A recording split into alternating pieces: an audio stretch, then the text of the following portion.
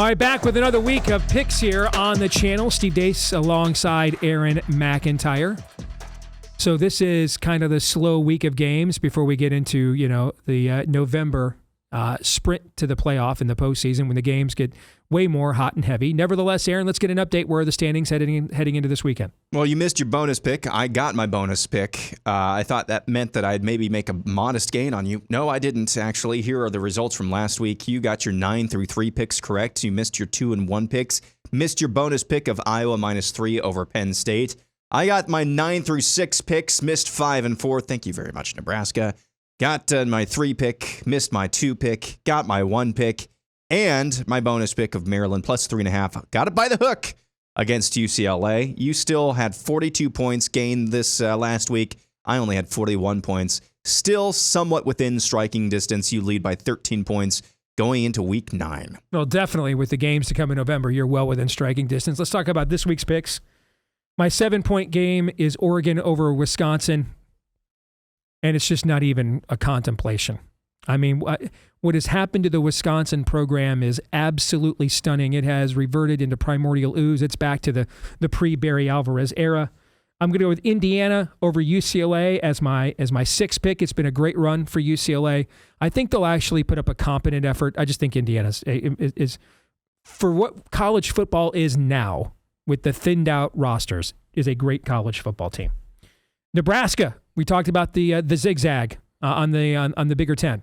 This is the week to take the Huskers now. Northwestern, it was their week last week. They brought Pat Fitzgerald back. They brought the 95 team back for a 30th Rose Bowl anniversary. That's all now. They got their 5th win. Great. Nebraska's now the team with the backs against the wall, so I'm going with the Huskers there. I'm going to take Michigan over Michigan State. I think the spread is absolutely outrageous, though.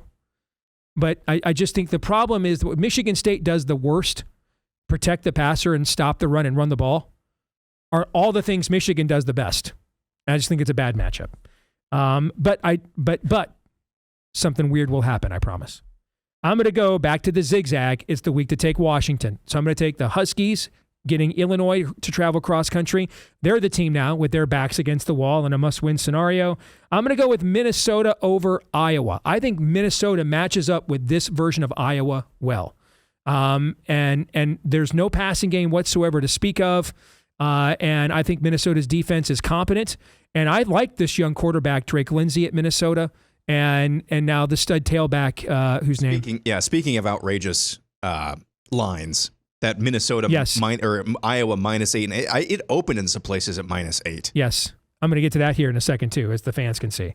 And then I don't have a clue. The zigzag would actually say to take Purdue here, but, their quarterback is hurt. Maybe there's not much of a drop-off in quarterbacks at Purdue when you're not as good as they are. I have no idea. The Rutgers defense is, wow, it's hard to believe that's a Greg Schiano coach defense. They're bad, bad, bad. All right, I'm just going to say, Ethan Kaliakmanis. Did I get it right finally after 4 years? You did, yep. All right, it took me 4 years. I'm going to say he's a competent quarterback. Purdue doesn't have one, but I'm not very confident.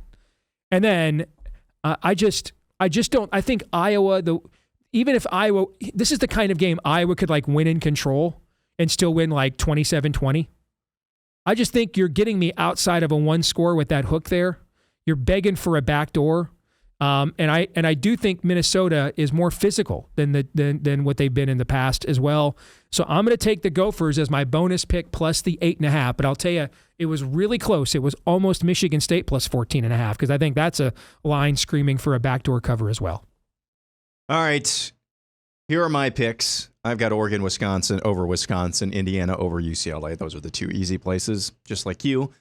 Michigan over Michigan State. I'm more confident in Michigan. The only thing that gives me pause is this is maybe Jonathan Smith's last stand, looking at the trajectory of that program. So they're going to give it everything they've got. I just don't think it's going to be enough to overcome Michigan.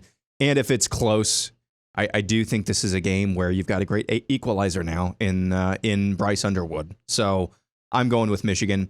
Nebraska over Northwestern, although there was part of me that really wanted to take Northwestern here, just because Northwestern has been a little bit of a thorn in the side of Nebraska historically over the last decade or so. But I do think Nebraska will get their stuff together, and it is at home, a game at home against Northwestern. Iowa over Minnesota. I have the same assessment as you. I think Iowa matches up really, really well.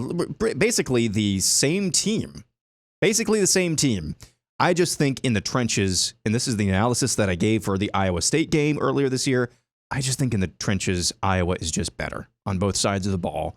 And I think you could see, I'm not calling for this, I think you could see what that looks like when Iowa and Wisconsin kind of looked like mirror images of one another for a lot of years during Brett Bielema, a lot of years during the Paul Chryst era, and Wisconsin was just a little bit better in the trenches, and that's kind of how they won the game, especially going into the second half. So I'm more confident in Iowa against Minnesota than you are. I think it could be like a 30-24 or a 24-16 type of game, something like that. I do agree that line is just very odd.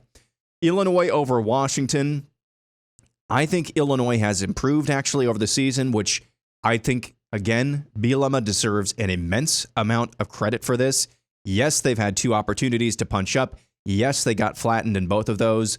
But to continue to pick yourself back up, especially after that Indiana drubbing, that's a great coaching job.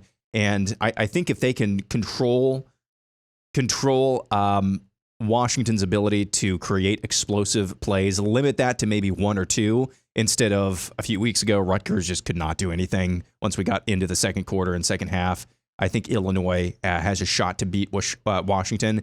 And I'm going to just keep picking Purdue as long as they're playing somewhat similar teams to pull their first conference win in a while. So I've got Purdue over Rutgers, though I'm not confident in it. And I've got my bonus pick of Illinois. Sorry, that's supposed to say Illinois at Washington over 54.5 points. I like that pick.